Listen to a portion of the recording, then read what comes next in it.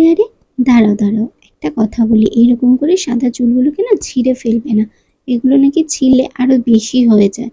তাহলে বয়সের আগেই পাকা চুলটা যাতে আমাদের কন্ট্রোলে থাকে, তার জন্য একটা সুন্দর উপকরণ বানিয়ে দেখাচ্ছি। তার জন্য সিম্পলি ঘরের জিনিসগুলোই লাগবে। কালো জিরে, মেথি, আমন্ডস, বাদাম, কারি পাত্তা, অ্যালোভেরা আর পেঁয়াজের ওই শুকনো খোলাগুলো যেগুলো আমরা ফেলে দিয়ে থাকি। তো এই সব উপকরণ না একটা গরম কড়ার মধ্যে দিয়ে ভালো করে নাড়াচাড়া করতে হবে যতক্ষণ না এর কালারটা চেঞ্জ হচ্ছে না। তো এর কালারটা চেঞ্জ হওয়া পর্যন্ত তোমাদেরকে এইভাবেই গরম কড়ায় এগুলোকে নাড়তে হবে। তো দেখতেই পাচ্ছ, এটা কিছুক্ষণের পরেই একটা সুন্দর কালার দিয়ে দেবে।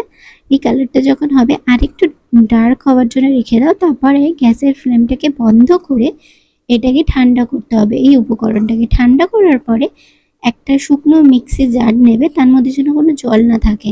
দেন ভালো করে এটাকে তোমাকে ড্রাই পাউডার তৈরি করে নিতে হবে। এটাকে তুমি একটা কন্টেনারে স্টোর করেও রেখে দিতে পারো।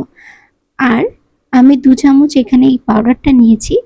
আর নেব হচ্ছে 1 চামচ ক্যাস্টর অয়েল। ক্যাস্টর অয়েল আমাদের চুলের গোড়াকে খুব সুন্দরভাবে শক্ত রাখে, চুল পড়াও কম হয়। আর হচ্ছে অ্যালোভেরা জেল নেব 2 চামচ। আর নেব কোকোনাট অয়েল।